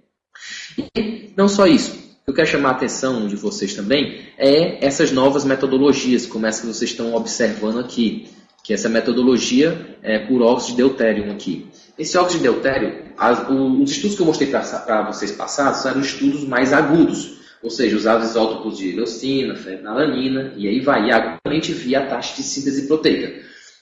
Nessa nova metodologia aqui de óxido de deutério, ele começa a ver aqui, não só a taxa de síntese proteica, vê que ele vê a taxa de catabolismo, vê a taxa de síntese proteica aqui, veja que quando eu estou no estado alimentado, refeição com homo, faço o consumo, eu entro na taxa de síntese proteica, quando eu vou me afasta daquela última refeição que eu fiz e vou entrar no próximo da outra refeição, eu começo a aumentar minha taxa de catabolismo aqui e vai acontecendo isso ao longo do dia. Mas veja que ele calcula também aqui a área sobre a curva, essa linhazinha verde aqui, a área sobre a curva, sobre a taxa de síntese proteica acumulativa aqui. Ou seja, ele vê o total de acumulação de novas taxas de síntese proteica que vão acontecendo ao longo não só de 24 horas, veja que ele vai ao longo de 24, 36 horas e aí vai. Ele começa a sair mais da fase aguda e começa mais da fase crônica aqui. Então, o que eu queria, quem só tinha respostas de fase aguda, agora a gente começa vai sair mais dessa fase aguda aqui do dia todo e vai começar a entrar em respostas um pouco mais crônicas aqui. E aí realmente vai ver quanto de acréscimo de nitrogênio está fazendo nessa massa muscular aí, para saber ao final de quantos meses de treinamento, e de uma dieta controlada, com a quantidade controlada de proteína sendo hiperproteica, o quanto eu vou estar ganhando em gramas de massa muscular ao final de tantos meses aí, tá? Então, é uma forma de a gente estar averiguando de forma não só aguda, mas também de forma menos aguda e mais crônica, como é que vai ser essa acumulação de nova síntese proteica, em cima de nova síntese proteica e acumulando nitrogênio na nossa musculatura aí. Sabendo que não é porque eu dei uma dose de whey que eu vou aumentar a minha massa muscular. E sim, eu dei a dose de whey, eu dei o treinamento, dei a alimentação dele toda balanceada. E isso sim, ao longo de um período, vai me gerar um ganho de massa muscular. Não é porque deu taxa de síntese proteica alta, como eu mostrei para vocês, que ele vai ganhar massa magra. Ele pode estar todo tempo com taxa de síntese proteica alta e não está treinando adequado para isso. Certo? Mas mostrando para vocês aqui que a gente vai começar a ter novas visões com relação aos estudos de consumo de proteína. E aí, observando esse gráficozinho aqui, vejam que quando termina uma refeição, começa a aumentar o catabolismo e quando eu como novamente, aumenta-se a taxa de síntese proteica. E que essa faixa aqui de área sobre a curva aqui, diferença em torno de 3 a 5 horas aqui. E observando todos esses estudos aqui, começa a sair recomendações, vejam bem, para a gente tentar otimizar a hipertrofia muscular. Ou seja, como a gente suplementaria essa proteína durante um dia do nosso paciente, as 24 horas deles. Ou seja, a gente chegou à conclusão que 4 porções de proteínas, observe bem aqui, 4 porções de proteínas por refeição por dia. Cada porção de proteína tem que ter em média 0,2 a 0,3 gramas de proteína por quilo de peso por refeição. E ele tem que ter uma refeição proteica pré-sono grande, de 0,6 a 0,6 gramas de proteína por quilo de peso por refeição. Exemplo aqui, vou pegar um atleta, homem, de crossfit, de 100 quilos. Faço esse cálculo aqui. Ele vai ter 4 refeições de proteína durante o dia, certo? Então eu vou pegar 100 vezes 0,3, aí eu vou achar minhas 4 refeições por dia aqui. Mais uma refeição pré-sono de 100 vezes 0,6. Ou seja, cada refeição durante o dia vai ter 30 gramas de proteína aqui. E a minha refeição pré-sono vai ter, aproximadamente aqui, 60 gramas de proteína. No total, perfazendo 180 gramas de proteína por dia. Ou seja, 1,8 gramas por quilo de peso para um cara de 100 quilos. Se eu pegar uma mulher, Valdo, um atleta mulher, o atleta amador aqui, corredora de rua, corrida de rua de 55 quilos aqui. Ou seja, 4 porções de proteínas aqui, vezes 0,5 vezes 0,55, 0,3, veja o 0,3 aqui, das 4 porções, mais uma porção pré-sono, 55 quilos vezes 0,6. Eu peguei aqui o máximo dos 2 pontos aqui também para as mulheres. E aí deu no final aqui 99 gramas de proteína por dia, ou seja, 1,8 gramas de proteína por dia. Ou seja, como é que a gente poderia fazer isso? São 4 porções durante o dia. Se a pessoa acordar às 7 da manhã, ela faz uma refeição, lá para meio-dia, 5 horas depois, a cada 3 a 5 horas eu daria uma nova refeição dessa para ela, certo, gente? Então, dou uma refeição, a nova dose de proteína que eu vou dar para ela é a cada 3 a 5 horas. Então, 7 da manhã ela comeu, o almoço seria uma nova refeição para ela, meio-dia. E aí, depois de meio-dia, lá para as 4 horas da tarde, eu daria uma nova refeição, 4 horas depois, com 30 gramas, com a quantidade de proteína que ela ou ele precisa. Se for ele, mais 30 gramas de proteína no meio-dia, 30 gramas de proteína às 4 horas da tarde, e uma quarta refeição seria lá para as 8 horas da noite, mais 30 gramas de proteína. E aí, no pré-sono dele, que seria lá para as 11 horas da noite, eu daria 60 gramas de proteína dele aqui. Certo? Está fazendo um total de 180 gramas por dia. Então, eu começo a montar o cardápio do meu paciente com a prescrição proteica dele. Então, eu montei desde manhã até de noite, e aí ele está com a pressão proteica dele para estimular a taxa de síntese proteica dele durante as 24 horas, durante o dia todo. Ou seja, eu tentar otimizar o processo hipertrófico desse meu paciente. Não quer dizer que ele vai ganhar massa muscular, isso vai depender do treino dele, óbvio. É o primordial, é o treino dele, ele tem que treinar intenso, ele tem que treinar pesado, ele tem que ter periodização, ele tem que ter um profissional de educação física do lado dele. Então, eu tendo tudo isso junto com a dieta, a recomendação proteica, eu consigo otimizar assim o processo hipertrófico dele aqui, fazendo isso dessa forma. Mas eu não posso pensar somente na proteína, o grande erro é esse. E o grande medo também, eu tenho que pensar também nas calorias não nitrogenadas aqui, ó. Veja aqui, ele faz um resumo bem interessante com vários estudos, Stuart Phillips, Campbell, Lemon, entre outros. Ele mostra aqui, para aumentar, promover efeitos de hipertrofia muscular e de força muscular, certo? Eu preciso o quê? Ter entre 44 a 50 calorias por quilo de peso por dia e consumir de 1,2 a 2 gramas de peso de proteína. Não adianta só dar proteína. Eu tenho que aumentar as calorias não nitrogenadas aqui. E aí, às vezes, você pode perguntar, mas se eu aumentar o carboidrato, gordura e vai ganhar peso, ele vai ganhar peso se não estiver treinando adequadamente. Então, o aumento calórico tem que ser de acordo com o aumento do treino. Não adianta eu aumentar e ele não responder isso no treino. Então, por isso, mais uma vez, eu digo que tem que ter a conversa entre o nutricionista e o profissional de educação física. Tem que ter essa conversa. Mas, por que eu estou mostrando essas calorias não nitrogenadas aqui? Porque nada adianta que até nos nossas recomendações do College, agora de 2016, eles mostram que está tendo recomendações de acima de 2 gramas por quilo de peso, ou seja, 2,5 gramas por quilo de peso de proteína. Exatamente porque as pessoas estão cada vez mais com medo de consumir carboidratos, de uma forma geral, ou gorduras, de uma forma geral, estão fazendo restrição disso e elas entram em déficit energético. E aí elas consomem mais proteína. E pelo fator de ter gliconeogênese, ou seja, conseguir um substrato energético, conseguir glicose através de substrato não energético, isso é que está fazendo a manutenção da base calórica dessas pessoas que estão fazendo restrição de calorias não nitrogenadas, ou seja, de carboidratos e lipídios. Então, acaba se ultrapassando um pouco essa dosagem aqui quando se restringe as calorias não nitrogenadas. Mas se não restringirmos a caloria não nitrogenada, a gente fica dentro desse patamar de 1,2 a 2 gramas por quilo de peso aqui. E aí, como é que a gente faz essa adequação acima de cada refeição aqui? Por exemplo, prescrevendo na dieta para promover o balanço nitrogenado positivo aqui.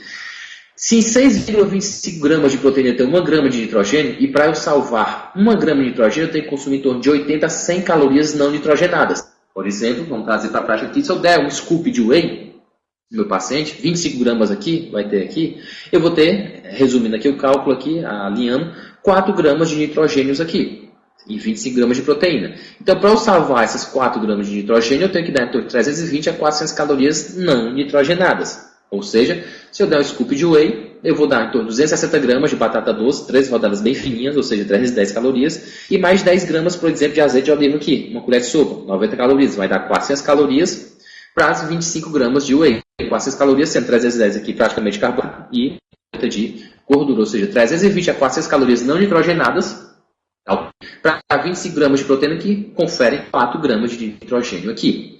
Ou seja, então, quando eu montar essa recomendação de otimização para a hipertrofia aqui, em cada uma dessas ações aqui, eu tenho que adequar a quantidade calórica também do meu paciente aqui, e não pensar somente na proteína, porque senão acabo formando o quê? Fazendo o quê? Glicogênese. Então é muito interessante que eu ajuste o fator calórico não nitrogenado do meu paciente aqui, ok? Então, o que a gente pode observar aqui com o que a gente teve uma conversa aqui hoje, né? Sobre proteínas, né? O P de pós-exercício, que a gente tem que ter uma ingestão de proteína para estimular o aumento da síntese proteica muscular. Tudo bem? O R, que a gente tem que resgatar a queda de síntese proteica com uma nova dose de proteína, que vai ser em torno de 25 a 30 gramas aqui. O O, que a gente vai ter que otimizar a ingestão de proteínas por refeição a refeição, tendo um consumo base que a gente viu de 0,25 a 0,3 gramas por quilo de peso corporal. A gente tentar individualizar essa dose para cada pessoa. O T de proteína, ter uma administração de 20 a 25 gramas de proteína após exercício físico para estimular a síntese proteica máxima para atletas e desportistas de aproximadamente 80 quilos, que foi a maioria dos estudos que a gente viu. O E de evitar ter uma distribuição não uniforme de proteína durante as refeições do dia, ou seja, a gente tem que deixar tudo o mais uniforme possível. O I de incluir a proteína como uma refeição noturna antes de dormir para aumentar a taxa de síntese proteica durante a noite, como a gente viu. Pessoas que consomem proteína à noite têm uma taxa de síntese proteica maior do que aquelas que não consomem. É mais interessante. E o N, que a gente precisa ter mais novas pesquisas também necessárias para ajustar a dose de atletas esportistas com peso menor que 80 kg ou maior que 80 kg, que é o que eu mostrei para vocês aqui no O, de 0,25 a 0,3 gramas por quilo de peso corporal, já para tentar ajustar a dose acima do peso corporal por refeição dele ou da massa magra, como eu mostrei naqueles outros estudos para vocês. Mas a gente precisa fazer estudos com obesos também. Precisa saber no obeso se ele tem essa necessidade mais aumentada, se a gente pode estar administrando essa questão de whey, seria um tópico novo até de uma aula posteriormente, a gente pode estar conversando para estar fazendo aqui, tá? Pelo VitaForce Science, e a gente pode estar observando essas outras situações, se é interessante ou não utilizar o whey ou os aminoácidos para o obeso aqui, tá? Mas fica aqui um resumozinho do que a gente falou hoje, aqui na aula, tá? Com relação à suplementação de proteína. Então, a suplementação de proteína a gente vai ter sim que observar tipo de proteína, parece que o whey é melhor. A hora que a gente vai dando durante as 24 horas, vocês viram que eu não falei que é melhor pré, pós-treino. O pós-treino é interessante, mas não fiquei nesse pré e pós. O meu interessante é eu manter a taxa de síntese proteica elevada durante as 24 horas. Então, eu montar um esquema alimentar no qual eu mantenho a cada 3, 5 horas uma ingestão adequada de proteína, que eu mantenho nas 24 horas essa taxa elevada, otimizando o processo de hipertrofia muscular. E isso pode ser feito à base de comida, carne, peixe, frangos, aí vai, com uma parte de whey protein, um blend de whey, alguma coisa do tipo aqui. E também eu posso ter eficiência grande também. Eu não preciso usar um scoop de whey, eu posso usar 6 gramas de whey com 5 gramas de leucina e ter uma eficiência de síntese proteica tão grande com 25 gramas de whey, certo? Então a gente pode também estar melhorando isso, manipulando os aminoácidos aqui, ou menores doses de proteína e aumentando a dose de leucina para tentar esse resultado com relação à taxa de síntese proteica quando a gente está querendo otimizar o ganho de massa muscular, otimizar a recuperação muscular, entre outros fatores aqui, ok? Então, eu agradeço a todos que estiveram aqui, tá? Eu queria deixar essa frase que eu sempre gosto de deixar, que todo conhecimento se torna nada se não for compartilhado. Então, a Rita já compartilhou uma parte aqui com vocês, eu compartilhei hoje aqui uma parte, eu convido a vocês a assistir a palestra do Daniel ainda, que vai por vir, tá? E do meu papai aí, né, meu grande amigo aí, o Murilo, tá? Grande amigão mesmo, assim, de longa data, Murilão, que também vai estar compartilhando um pouco do conhecimento dele com vocês também aqui, pelo VitaForce Science aqui, com a Cássio aqui, ok? E aí eu também queria só agradecer também ao corpo clínico da minha clínica aqui, a todos aqui que estão presentes, aos médicos, fisioterapeutas, nutricionistas que estão aqui no corpo clínico, tá? Agradeço a eles também, que muitas das coisas que a gente suscita aqui no ar, experiências clínicas nossas aqui na nossa clínica, do que acontece na rotina da gente. Ok, gente? Então, agradeço a todos aqui. Tem muita pergunta aqui, gente. Vou começar por parte aqui, né? Bem, então, vamos por parte aqui. Uma das perguntas que eu gostaria de saber é a diferença de plantas de dormir. Consumo de whey ou caseína? Não entendi essas plantas aqui, mas se mais ou menos foi isso aqui, whey ou caseína. Bem, como eu falei, gente, é proteína. Eu quero que tenha um consumo de proteína. Ah, Valden, a caseína tem uma digestão um pouco mais lenta, tá? Não vai interessar. O consumo no final, seja de whey ou de caseína, antes de dormir, é que vai ser interessante. Não precisa ser whey ou caseína, pode ser carne, pode ser peixe, pode ser frango, pode ser clara de ovos. É proteína. Você atinge essa quantidade de proteína, até porque 60 gramas de proteína, 50 gramas de proteína de dormir é muito. Então você vai acabar atingindo essa proteína do suplemento via alimentar. Então vai acabar atingindo de alta dose da mesma forma ali. E lembrar que não vai ser só proteína. Vai ter outros alimentos para a gente compor também a quantidade calórica não nitrogenada. Então, se você pensar em taxa de digestibilidade, vai ficar lenta dos dois lados. Então, tanto faz um como o outro aqui. E com relação ao final das contas, você utilizar o whey ou caseína antes de dormir, também não vai fazer diferença significativa utilizar um ou outro. Pode usar o whey, pode usar a caseína. Já tem estudos com proteína líquida do frango também, pode ser utilizada também. Então, já tem estudos até, gente, se vocês pasma, não vai sair esse ano, pro ano que vem, com proteína de inseto. Pode comer uma baratinha antes de dormir, comer uma aranhazinha, uma formigazinha. Então, tanto faz consumir uma proteína ou outra. No final das contas, o resultado vai ser o mesmo, tá? Não tem essa diferença. Agora, se a gente for entrar em diferença de whey e caseína, todos os estudos mostram a superioridade do whey, sim. Whey com relação à caseína e whey com relação a plantas, a proteínas de origem vegetal, como soja, entre outros aí, tá? E só não de arroz e de ervilha, mas aí seria uma discussão bem mais profunda que eu teria que fazer aqui, tá ok? Mas tanto faz, tá ok? Seja caseína ou seja whey protein aqui, tá certo? Respondi também a outra pergunta aqui, proteínas com caseína obtêm um maior resultado ou rendimento para refeições noturnas. A mesma coisa aqui, quem perguntou isso. O resultado vai ser o mesmo. O importante é que você consuma aquela quantidade de proteína de boa qualidade também, certo? Bem, fizeram a pergunta qual a efetividade na síntese proteica com o uso de leucina isolada em cápsulas, comparada com o uso de whey mais leucina. Bem, que eu já mostrei para vocês, já tinha falado que não adianta utilizar, já tem vários estudos sim, que não dá tempo a gente mostrar todos esses estudos aqui, tá ok? Isso aí mais na pós-graduação eu dou aula, que eu tenho 20 horas para conversar com os alunos, para poder realmente mostrar todos os estudos. A efetividade é claro que é maior quando você tem o pool de aminoácidos e o acréscimo de leucina ali. Tá? E aí a taxa de síntese proteica vai ser bem maior nesse pool de aminoácidos essenciais com a leucina do que ela sozinha, isolada.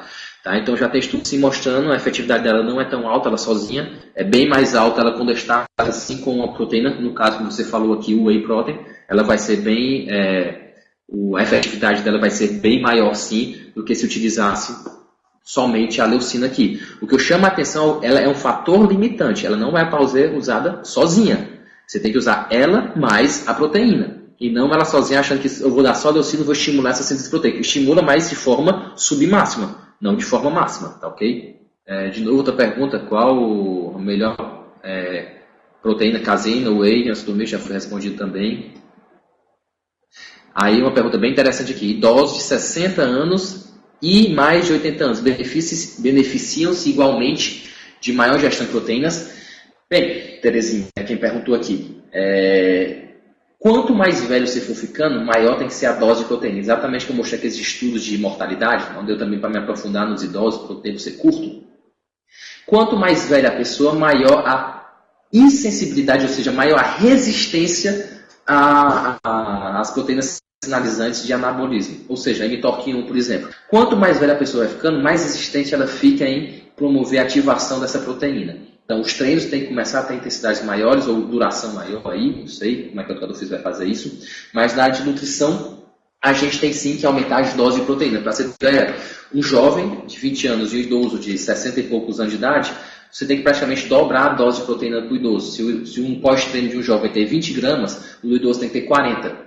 Se ele for ficando mais velho, a tendência é que você tende a aumentar mais ainda a ingestão proteica desse idoso aqui. Aí eu sei que você deve estar se perguntando também que aí tem uma dificuldade maior de consumir. Realmente ele vai ter, mas aí vai estar aí na intervenção nutricionista, como é que ele vai estar montando o cardápio de forma que ele consiga consumir toda essa quantidade de proteína. Exatamente o fator de ser resistente à mTOR 1, que isso acontece muito a questão da sarcopenia.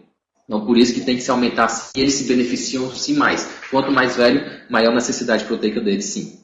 O que pode substituir o gado whey no pós-treino, em forma de alimentos? Simples, você pode pegar um pós-treino, se você pegar, por exemplo, aqui, como é que eu digo? Meio peito de frango, certo? Meio peito de frango vai ter em torno aí de 60, 70 gramas aí. Um peito de frango de 170 gramas tem em média 2,6 gramas de leucina. 2,6 a 2,8 gramas de leucina. Meio peito de frango já vai ter aproximadamente aí 1,3, 1,5 gramas de leucina. E se eu pegar mais 2 claras de ovos, eu vou ter aproximadamente 900 miligramas de leucina aí. Tá? E meio peito de frango, eu já tenho aproximadamente aí 70, 80 gramas de frango aí, próximo de 18 a 20 gramas de proteína aí. E se eu juntar as 2 claras de ovos e a leucina que já tem nas claras de ovos e que já tem no peito de frango, eu tenho aproximadamente 2,5 gramas de leucina aí, tá?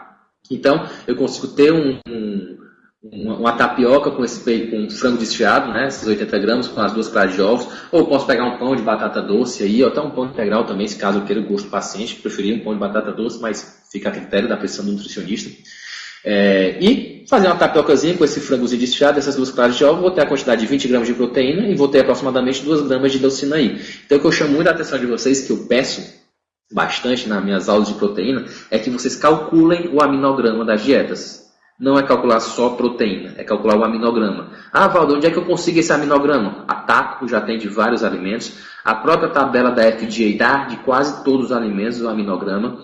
Então é só pegar essas tabelas e ter para vocês terem uma noção de quanto tem de aminoácido em cada alimento. Então a gente calcular a BCA dos alimentos, calcular a arginina dos alimentos, calcular a leucina dos alimentos, a glutamina dos alimentos, dá para se calcular tudo.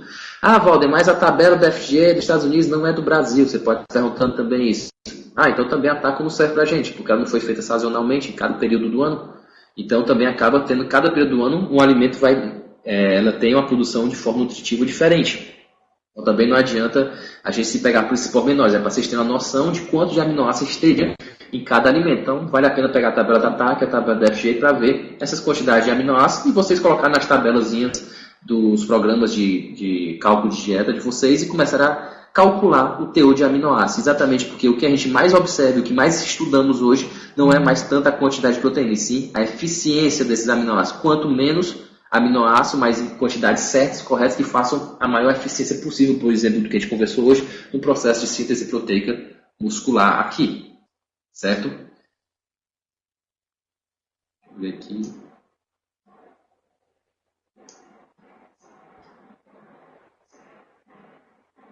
O que você tem a dizer sobre as proteínas veganas? Bem, são excelentes as proteínas veganas, não são ruins, mas comparadas com as proteínas animais, elas são inferiores com relação à performance também. Tá? Eu poderia passar aqui também conversando só sobre proteínas veganas, mas o que eu chamo a atenção para as proteínas veganas é o fator limitante deles. Tem a lisina e a metionina, que é um fator limitante mais para a saúde, mas quando a gente pensa em performance, tá? Aí a gente tem que pegar outro aminoácido limitante, a leucina, que normalmente é bem menor nas proteínas veganas. Ou se aumenta bastante a ingestão proteica no vegano para poder se adequar a essa quantidade de leucina por refeição, ou se manda manipular a leucina de origem vegetal, né? São os veganos realmente, os vegan que não pode ter nada de origem, nem de ovos, nem laticínios, se manipula a leucina para poder tentar adequar a quantidade de leucina que aquela refeição necessitaria para ter uma taxa de síntese proteica mais aumentada, tá? Mas existem outros pormenores que a gente pode estar observando nas proteínas veganas, principalmente com a questão de soja, tem uma grande discussão com relação às isoflavonas que podem baixar a testosterona, então vai dar margem para muita conversa isso daqui, que a gente tem muitos estudos mostrando, tem alguns estudos que os veganos utilizam muito, dizendo que não baixam, mas aí tem todas as sociedades de urologia rebatendo esses estudos e mostrando as análises estatísticas totalmente erradas, mostrando que baixam sim, tendo interferência na produção de testosterona e na formação de espermatozoides nos homens, tá? Então é uma conversa bem mais longa que a gente poderia ter aqui. Mas existem outras proteínas de origem vegetal, como a de arroz e a de ervilha, mas tem cuidado da de arroz. A proteína de arroz ela é normalmente contaminada com arsênio inorgânico. Vê a origem desse arroz, onde é que é? Porque normalmente a FDA, nesse ano, em abril e maio de 2016, já começou a lançar um alerta. Os teores de arsênio inorgânico no arroz que é oferecido às crianças. E eles já pediram para tentar reduzir essa quantidade de arsênio inorgânico, sabendo que já lá ultrapassava os níveis que não era para ter nada de arsênio inorgânico, já deram um limite de 100 ppm. E o mínimo que acharam foi de 103 ppm. Ou seja, já ultrapassamos o limite máximo. Imagina aqui como é que é no Brasil. Ou seja, é bem interessante ver a procedência de onde é que vem esses arroz. Por exemplo, no Vietnã, onde tem uma contaminação absurda de arsênio inorgânico. Então, observar bastante isso antes de sair prescrevendo proteína vegana, que a gente também tem as contaminações disso também. Tá, ok? Eu agradeço a todos aqui, que ficaram até agora comigo aqui. Tá? Muito obrigado. Obrigado demais. Obrigado a Cássio, a Vitafor, né, por proporcionar a todos vocês, a todos nós, esse momento bem legal aqui com todos, tá? Um grande abraço, um beijo enorme a todos vocês e todas aí. Fiquem com Deus.